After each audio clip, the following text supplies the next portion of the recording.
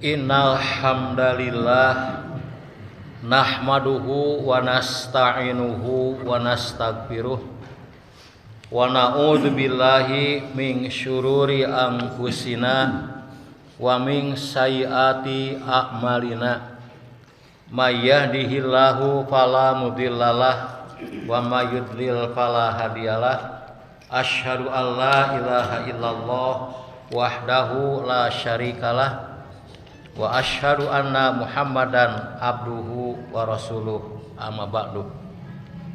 Hadirin ikhwatu iman rahimakumullah. Alhamdulillah pada malam ini Allah Subhanahu wa taala masih memberikan kesempatan dan kemampuan kepada kita semua untuk berkumpul di masjid yang mulia ini dalam rangka usaha dan ikhtiar untuk menambah ilmu dan wawasan kita tentang Islam, dengan harapan semoga Allah mudahkan kita mendapatkan ilmu dan Allah mudahkan kita mengamalkan ilmu dalam kehidupan kita sehari-hari. Nah, sebelum kita masuk kepada kajian, mungkin saya awali dengan minum dulu Pak ya. Ya, minta izin minum Pak ya. Nah, pada malam ini seharusnya pembahasan tentang tafsir Al-Quran, tetapi pada pekan lalu itu ada bagian yang belum terselesaikan dan tanggung kalau ditunda lebih lama. Makanya pada malam ini saya akan meneruskan pembahasan pada pekan yang lalu, yang mungkin di antara bapak-bapak sudah banyak yang lupa atau mungkin tidak ada yang lupa karena sudah tidak ingat lagi Pak ya. Nah, pembahasan bulan lalu ya dan tahun lalu itu tentang takdimu qadis shalah. Jadi beberapa fakta tentang keistimewaan sholat, atau lebih tepatnya ada 40 ya, 40 keutamaan, 40 keistimewaan ibadah sholat yang tidak dijumpai pada ibadah yang lain. Nah, dari 40 itu beberapa bagian sudah saya bahas. Cuma lupa lagi sampai nomor berapa di masjid ini, Pak? Ada berapa? 17. Wah, ternyata Bapak daya ingatnya kuat, Pak ya. Padahal sudah setahun, Pak ini. Setahun ya kita berhenti, ternyata masih hafal 17, Pak ya. Jadi yang ke-17 itu bahwa sholat itu merupakan ibadah yang dapat mencegah perbuatan fahsya dan munkar. Itu sebagai dalilnya surat Al-Ankabut 45 kan Pak, yang disebutkan inna sholata tanha anil fahsya wal munkar. Sesungguhnya sholat itu mencegah fahsya dan munkar. Nah, kita masih melanjutkan sekarang bagian 18 tentang keistimewaan sholat. Nah, disebutkan Pak di sini as-sholatu a'dhamu ma yasimud dam ba'dal iman. Salat itu merupakan ibadah yang mencegah darah seseorang. Artinya kalau orang itu mendirikan salat, maka orang itu adalah muslim dan tercegah dari darah yang ditumpahkan. Jadi tidak boleh membunuh orang yang mendirikan sholat, sebab dia adalah muslim. Nah, ini konteksnya ketika kita memerangi orang-orang yang bermaksiat, yang dituduh atau diduga sebagai orang-orang kafir, tapi ternyata ketika mereka itu mendirikan sholat, maka tidak boleh kita memerangi, kita harus menghentikannya.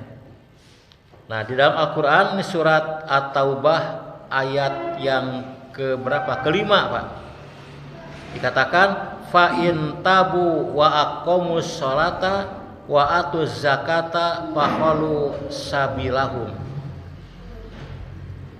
Apabila mereka telah taubat, telah kembali ke jalan yang benar, wa aqamus sholata dan telah mendirikan sholat, wa atuz zakata dan telah mengeluarkan zakat, fakhalu sabilahum maka berikan jalan kepada mereka untuk selamat. Jadi tidak boleh kita itu memerangi lagi orang yang sudah mendirikan sholat.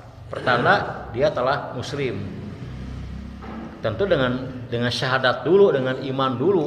Sebab kalau orang sholat tanpa iman, tanpa syahadat, sholatnya tidak diterima.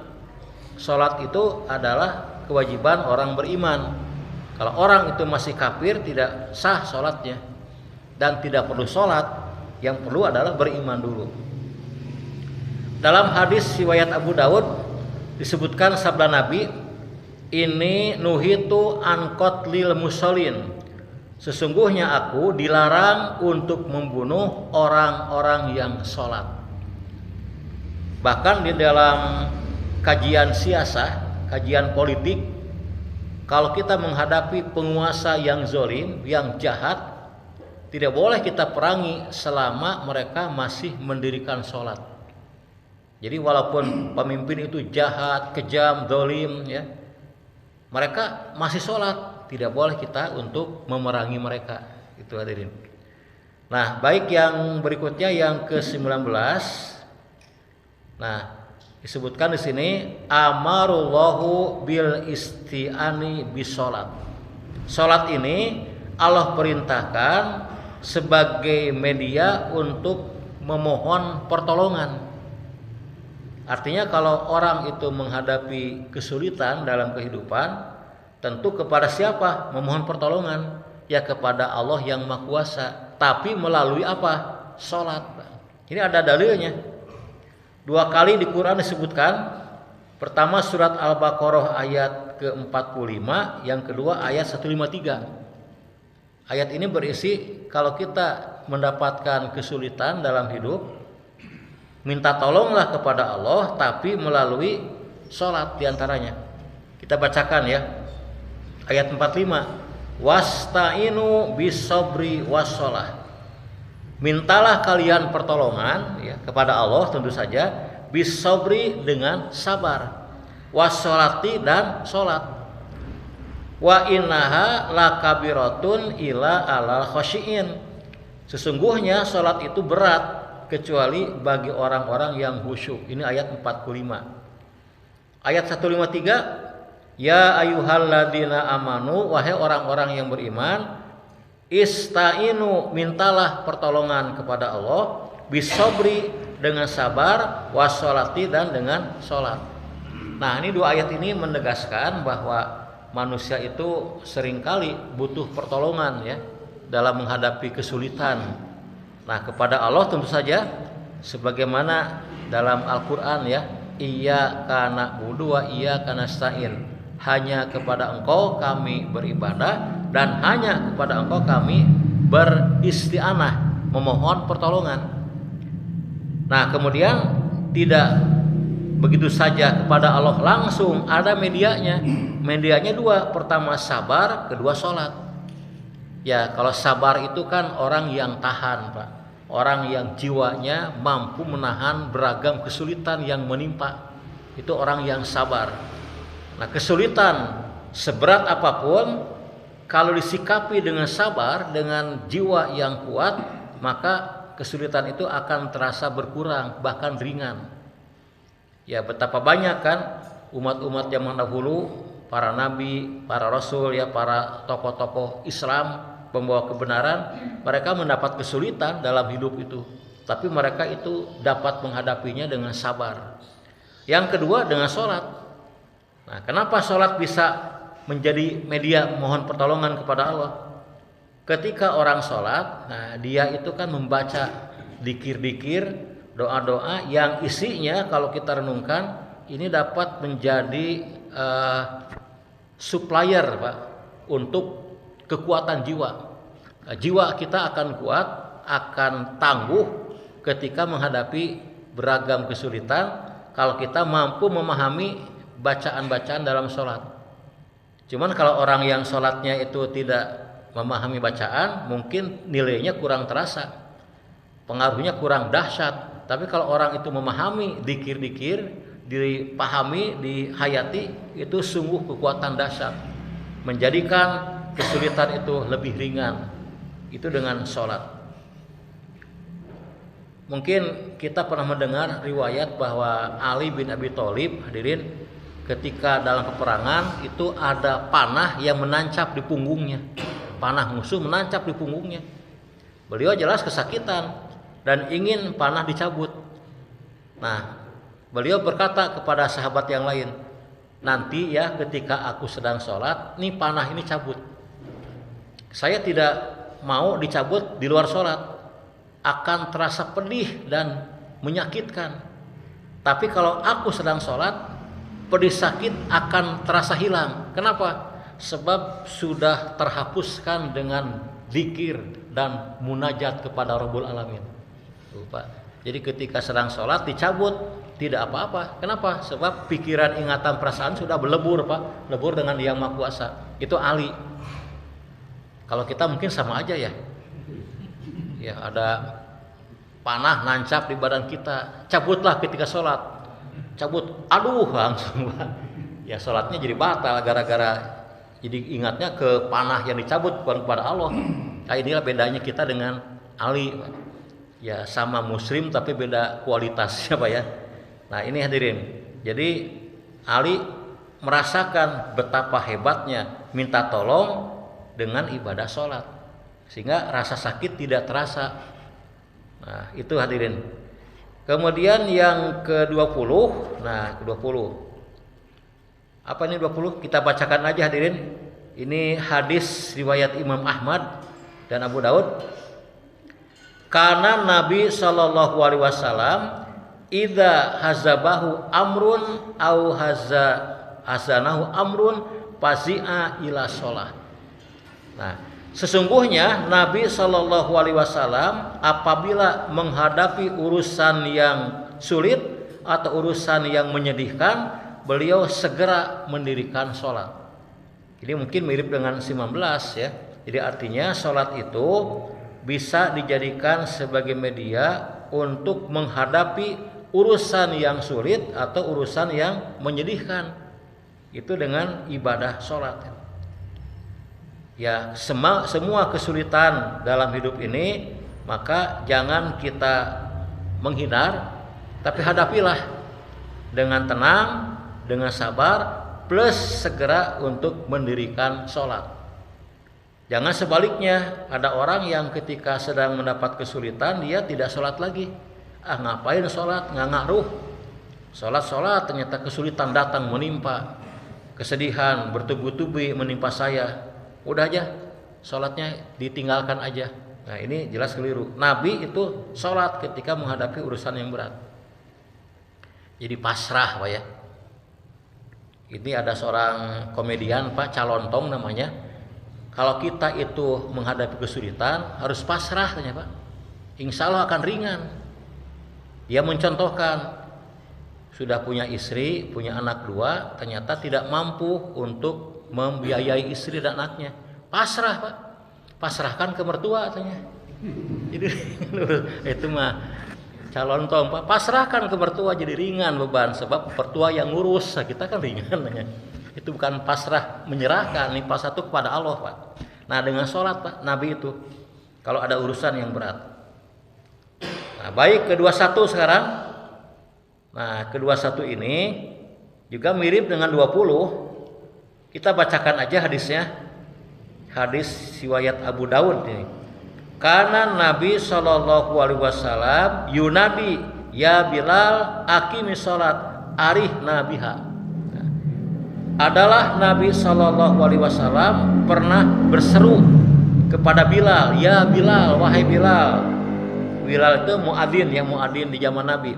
Ya Bilal, akimi sholat, dirikan sholat. Maksudnya qomat.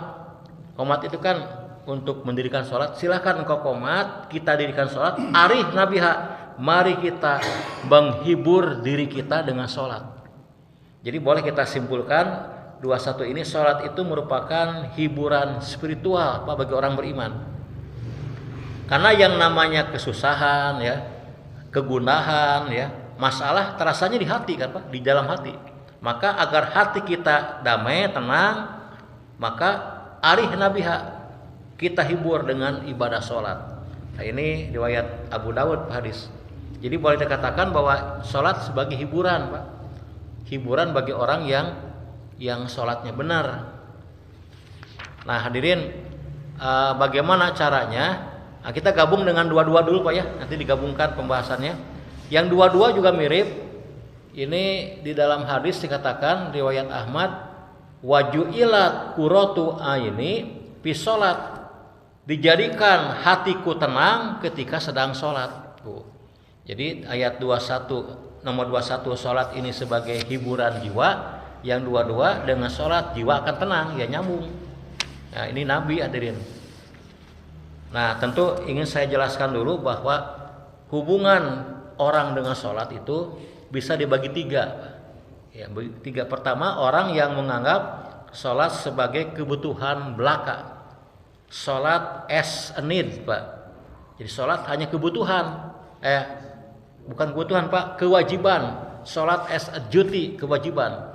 Nah kalau orang merasakan kewajiban biasanya berat, terasa beban kan karena kewajiban belaka. Yang kedua, nah ada orang yang merasakan sholat sebagai kebutuhan, sholat as a need. Jadi butuh Pak sholat itu. Sehingga kalau datang waktu sholat itu bergembira, aduh sholat datang nih, saya berbahagia, saya butuh sholat untuk jiwa kita. Nah, bagaimana kalau kita kadang-kadang kita mah begitu adzan langsung, aduh udah adzan lagi ya, kok cepet banget ya, saya masih makan-makan nih, kok adzan ini yang muadzinnya jangan-jangan kecepetan nih, sadar nggak ya muadzin tuh? Jadi suudon disebut nggak sadar muadzin. Kenapa? Karena berat untuk sholat. Untuk bangun dari duduk terasa sulit Pak, bangkit ke toilet untuk wudu terasa berat, sholat juga terasa menyulitkan ya, karena memang ini belum merasakan kebutuhan. Ya, itu yang kedua. Yang ketiga, ini tertinggi ini, mungkin ini sholatnya para nabi, para sahabat lah. Sholat ini bukan hanya kewajiban atau kebutuhan, tapi sebagai kenikmatan. Nih, bisakah kita menikmati sholat seperti menikmati mie kocok Pak? Mie kocok udah lama nggak ada di sini Pak. Ini saya mengingatkan aja Pak, jangan sampai tertunda tuh Pak, program yang baik itu. Bisa nggak kita ketika sholat tuh seperti makan mie kocok Pak? Beda Pak, beda. Kalau mie kocok kan banyak juga siap kita makan, lama juga asik. Kalau sholat kan lebating sholat cangkel Pak, kelamaan dipegal. Nah ini jadi sholat as a pleasure Pak, sholat sebagai sebuah kenikmatan. Ini Nabi yang merasakan waju'ilat qurratu aini fi sholat. Jadi aku mendapatkan ketenangan jiwa itu ketika sedang sholat. Nah hadirin, makanya untuk sholat ini Nabi mempersiapkan dengan sebaik-baiknya, tidak asal-asalan, supaya sholat ini benar-benar membawakan kenikmatan ya, kenikmatan batin Pak, ketenangan jiwa ketika mendirikan sholat. Begitu sholat selesai, hati terasa tenang, jiwa terasa luas Pak, beban menjadi ringan karena sholat menjadi alat untuk menyejukkan jiwa. Di kita suka ada orang yang berkata, ayo kita sholat. Kalau beres sholat itu seperti bucat bisul, cina Pak. Bayangkan sholat dianggap bisul, kan terlalu. Begitu beres sholat dianggap bisul bucat. Jadi ketika sholat itu terasa menderita. Nah, kita itu tenangnya biasanya pada yang lain, bukan pada sholat. Ya mudah-mudahan hadirin dibawakan bab ini menjadi dorongan buat kita. Sholat ini bukan hanya kewajiban, tapi tingkatkan kebutuhan. Nanti pada akhirnya sholat sebagai sebuah pleasure Pak, sebuah kenikmatan yang tidak dirasakan oleh orang yang lain Pak. Itu nomor 22. 23. Nah 23 hadirin. 23 ini ucapan Khalifah Umar bin Khattab radhiyallahu anhu ya tentang sholat. Kata Umar bin Khattab, as-sholatu mizanu lisairil a'mal. Sholat itu sebagai tolok ukur bagi amal yang lain. Artinya kalau orang itu memperhatikan sholat dengan baik, maka ia akan memperhatikan amal yang lain. Kalau orang peduli dengan sholat, dia akan peduli dengan yang lain. Sebaliknya kalau orang itu kurang peduli, kurang perhatian kepada sholat, maka ibadah lain akan kurang perhatian pula. Nah, ini kita bacakan ya ucapan Umar, man hafadho 'alaiha fahuwa lima siwaha ahfadu. Siapa orang yang memelihara sholat, maka dia akan memelihara ibadah yang lain lebih tepat lagi. Jadi kalau orang yang memperhatikan, memelihara sholat, dia akan memelihara saumnya, kan, zakatnya, ibadah haji dan yang lain. Waman doya'aha fahuwa lima siwahu adya'u. Tapi orang yang doya itu yang tidak memperhatikan sholat, maka dia pun tidak akan memperhatikan yang lainnya. Nah, ini perhatian kepada sholat menjadi tolok ukur perhatian kepada ibadah yang lain. Maka mari kita perhatikan pas sholat dengan benar, agar ibadah yang lain akan diperhatikan juga oleh kita. Ini 23 tolok ukur ya sholat itu. 24. Nah, 24 ini adalah pernyataan dari Imam Ahmad bin Hanbal rahimahullah. Imam Ahmad, imam madhab 4 ya. Kata beliau, as-sholatu mizanun lima rifati makanatina indallahi ta'ala.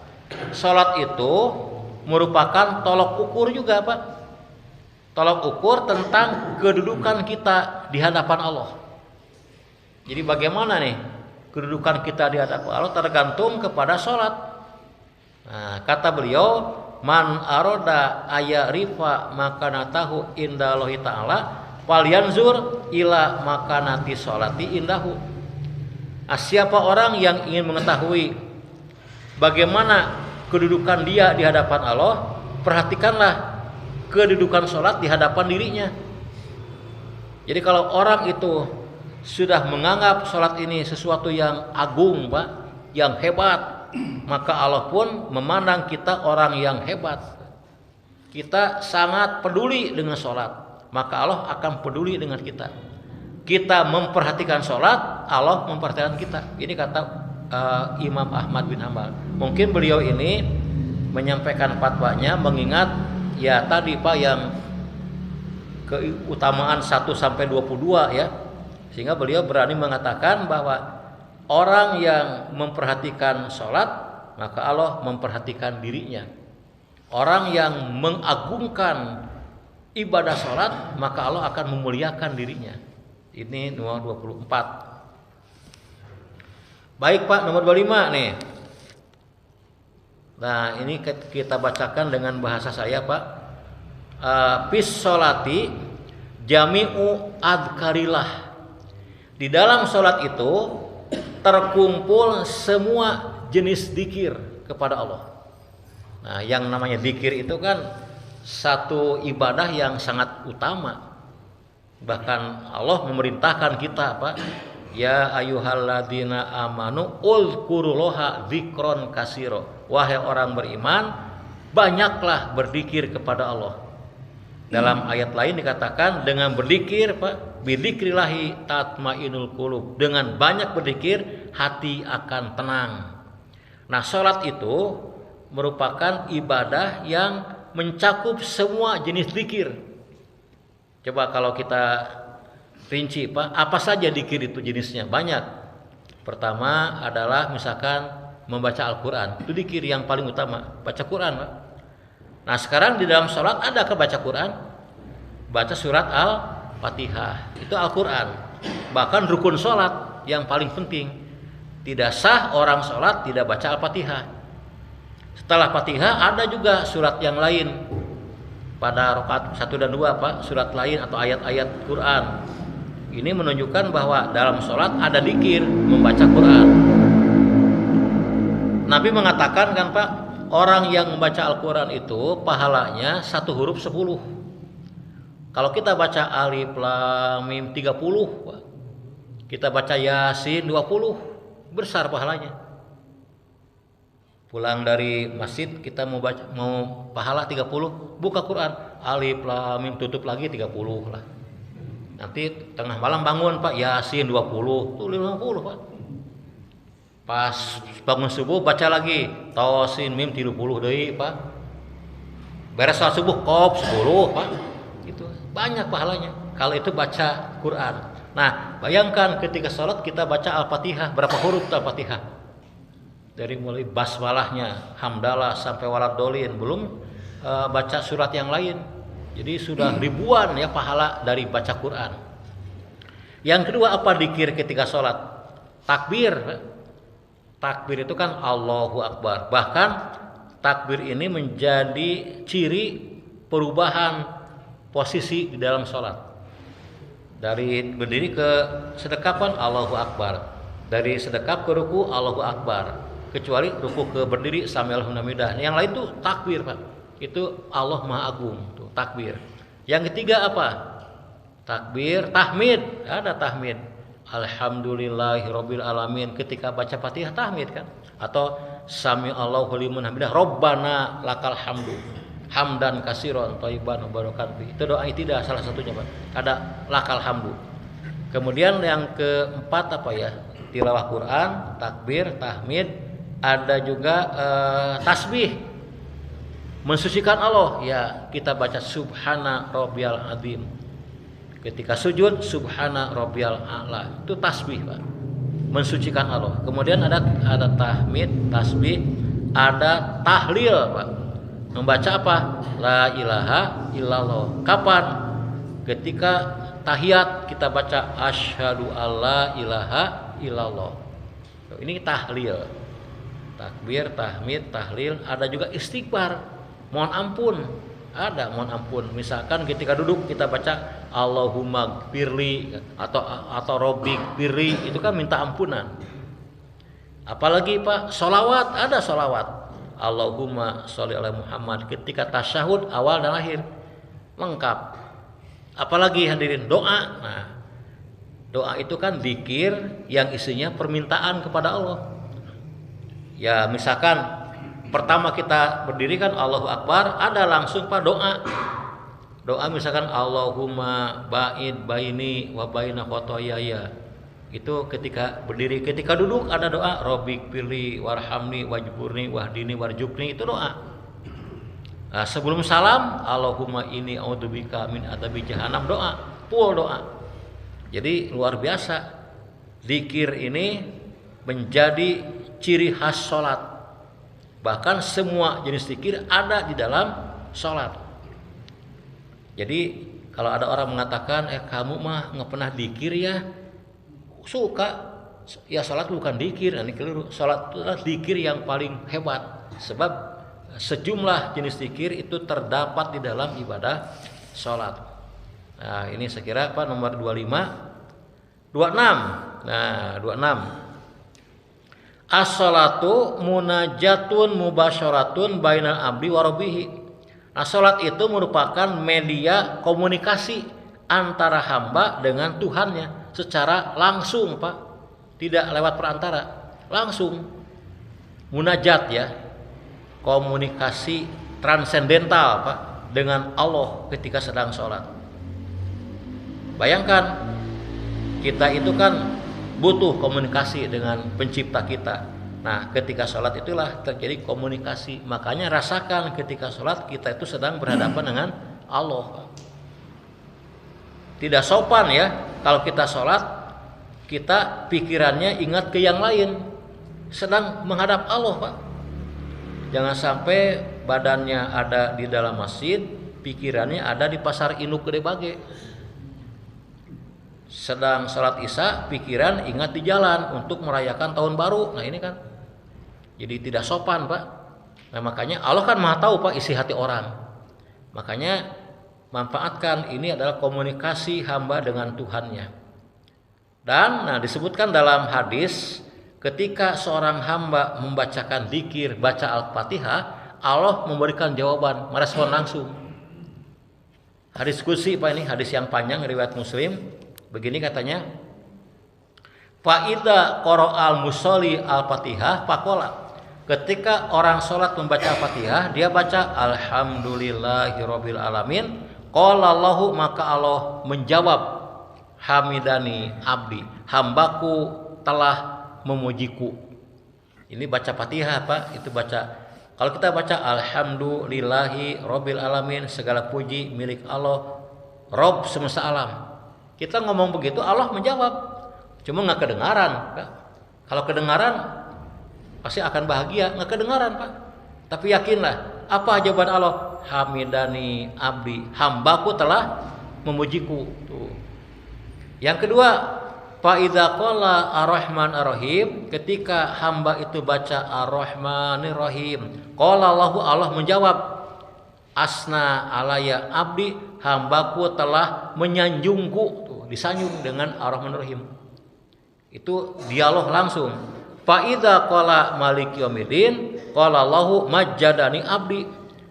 Ketika ia baca maliki yaumiddin, Allah menjawab, hambaku telah mengagungkanku. Sampai waladolin Pak, itu dijawab oleh Allah.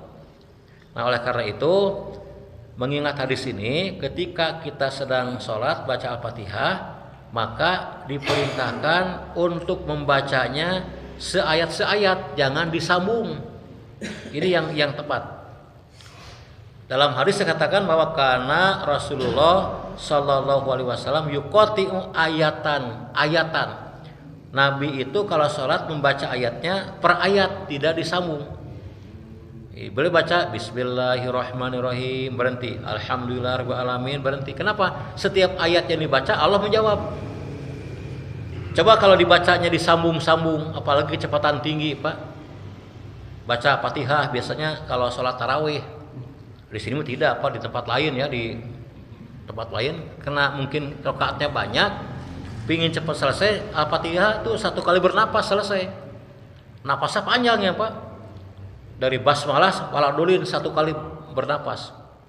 Jadi bismillahirrahmanirrahim, alhamdulillahirabbil alamin, arrahmanirrahim, maliki yaumiddin, terus sampai waladulin.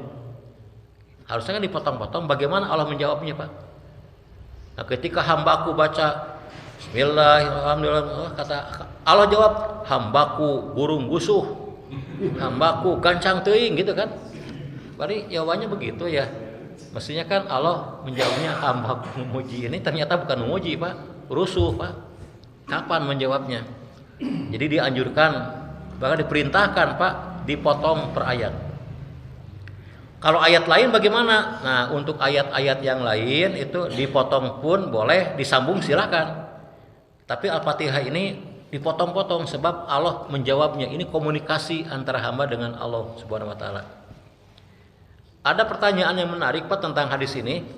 Ketika disebutkan ketika hambaku baca Al-Fatihah, ternyata yang dibaca alhamdulillah, enggak dari bismillah. Bagaimana hukumnya nih? Makanya ada ulama berpendapat bahwa surat Al-Fatihah itu yang pertama adalah ayatnya apa? Alhamdulillah. Dalilnya ini hadis sahih Pak. Enggak ada bismillah di sini. Tapi ada prinsip logika ya. Tidak disebutkan bukan berarti tidak ada Pak. Misalkan gini ya. Duh, malam tadi saya menjumpai di Muhajirin ada lontong kari Pak. Padahal nggak ada apa ya? Ini misal. Nah, terus berarti tidak ada sate. Ada juga, cuman saya ngomong sate, ngomongnya lontong kari itu kan. Jadi nggak disebutkan, bukan tidak ada. Ini logika Pak. Di Masjid Muhajirin ada Pak Haji Rusman. Kalau Pak DKM ada nggak? Ya ada. Atau dia tersebutkan, tersebutnya ingat Pak Rusman ngumpul. Jadi kalau tidak disebutkan bismillah bukan tidak ada, tapi nggak disebutkan. Kenapa? Dalam hadis yang lain dikatakan idza qara'tumul alhamdulillah faqra'u bismillah wa innaha ihda ayatiha. Ini hadis sahih Pak. Apabila kamu baca alhamdulillah, baca Al-Fatihah, bacalah bismillahnya sebab itu ayat yang pertama, itu ayat Al-Fatihah. Ini kan dalilnya sangat jelas. Jadi basmalah itu ayat dari Fatihah. Jadi hadis ini yang dibacakan oleh saya tadi tidak menafikan basmalah Pak. Kenapa nggak disebut basmalah? Ya padahal penting. Ya ini yang dipentingkan itu kandungan ayatnya. Kenapa? Karena dalam basmalah kan ada Ar-Rahman Ar-Rahim. Sudah ada pada ayat yang ketiga Ar-Rahman Ar-Rahim. Ini fikih Pak ya, fikih basmalah. Makanya pendapat yang terkuat menurut hemat saya, itu basmalah itu bagian dari surat Al-Fatihah yang dibaca ketika baca Al-Fatihah. Kita membaca yang ada di dalam tulisannya dalam Al-Qur'an. Baik, kita lanjut ayat kehebatan 27 tentang salat. Yang ke-27 sekira sudah tahu Pak 27 ini. As-salatu awalu ma yuhasabu bihil abdu yaumil qiyamah. Salat itu merupakan ibadah yang pertama kali akan dihisab pada hari kiamat nanti. Sudah terkenal Pak ya ayat hadis apa ya? Sebelum zakat, puasa, haji atau umroh atau kurban diperiksa, salat pangheulana Pak. Salat dulu diperiksa. Lihat salatnya gimana? Gitu Pak. Apa dalilnya? Ya hadis riwayat Imam Ahmad. Awalu ma yuhasabu bihil abdu yaumil qiyamah as-salat. Fa in saluhat saluha sairu amalihi wa in fasadat fasada sairu amalihi. Kata Nabi, amal yang pertama kali dihisab pada hari kiamat dari seorang hamba adalah ibadah salatnya. Apabila salatnya itu baik, maka amal lain pun dinilai baik. Kalau salatnya itu jelek, maka yang lain pun dianggap jelek. Ya, ini kata Umar tadi.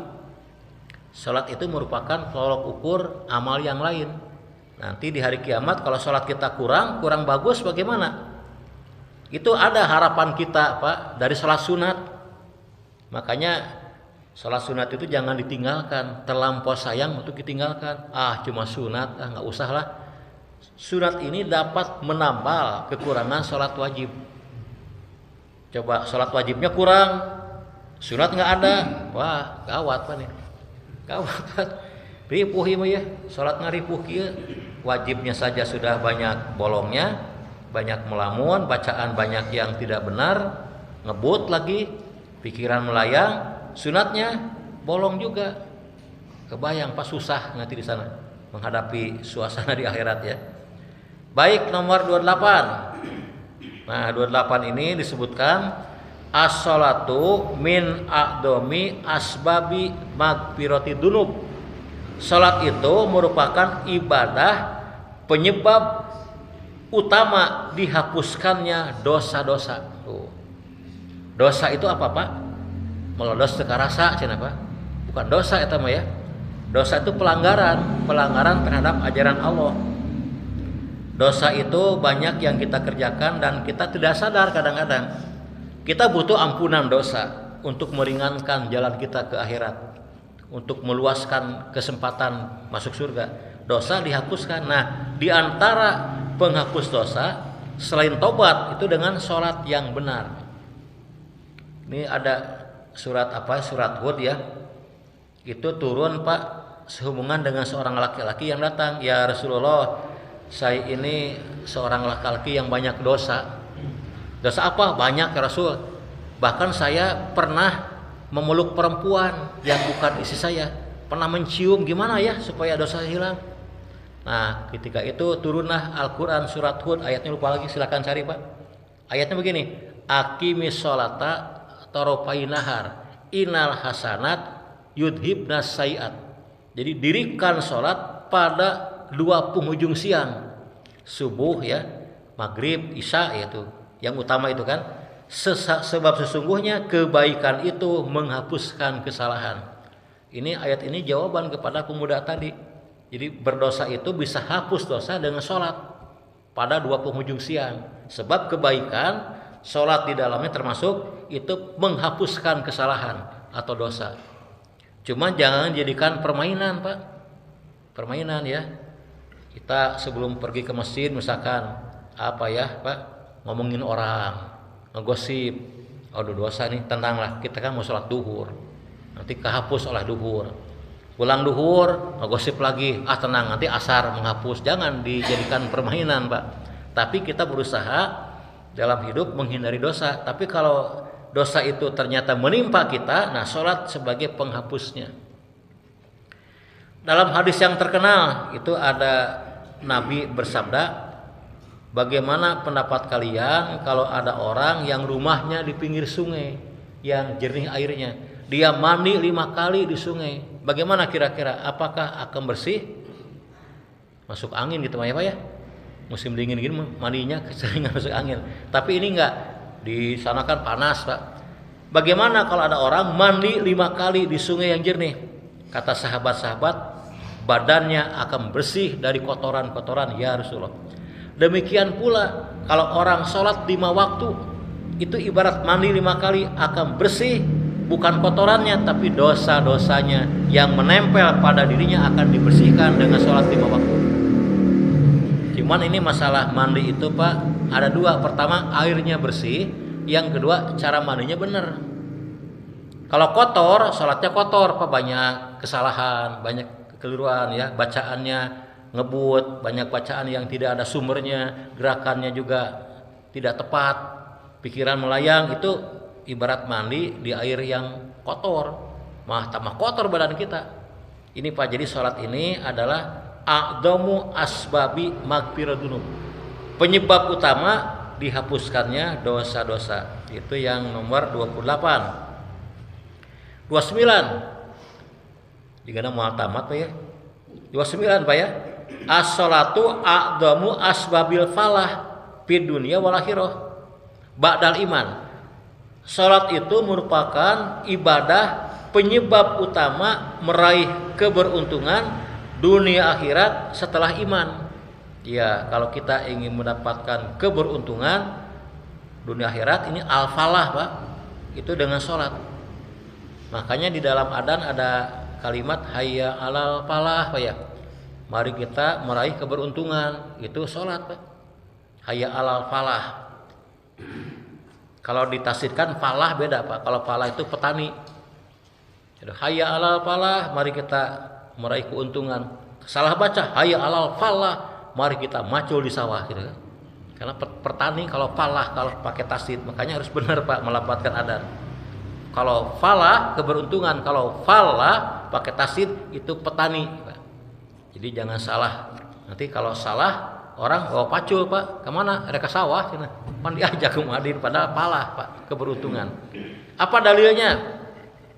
Surat Al-Mu'minun ayat 1 dan 2. Qad aflahal mu'minun. Sungguh telah mendapat keberuntungan orang beriman. Jadi orang beriman dulu Pak. Yang kedua siapa? Alladzina hum fi sholatihim khashi'un, yaitu orang-orang yang khusyuk di dalam sholatnya. Jadi pertama iman, yang kedua sholat khusyuk. Kalau tanpa iman tidak ada gunanya sholat. Dengan iman lengkapi sholat, tapi dengan khusyuk. Kalau sholatnya tidak khusyuk, itu tidak mendapatkan keberuntungan. Harus khusyuk sholatnya. Alladzina hum fi sholatihim khashi'un. Ini sekira nomor 29. Mungkin nanti pada pembahasan sifat sholat Nabi, bagaimana cara Nabi sholat, kita akan jelaskan Pak tentang pengertian khusyuk, tentang hukum khusyuk, dan yang paling penting bagaimana agar kita bisa khusyuk di dalam sholat.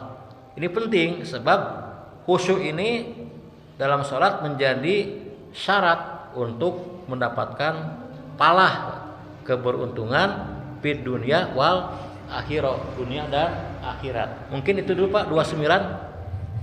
11 lagi insya Allah kita lanjutkan pada pertemuan yang lain Pak ya.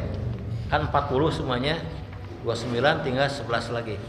Mudah-mudahan yang 29 ini kita bisa memahaminya.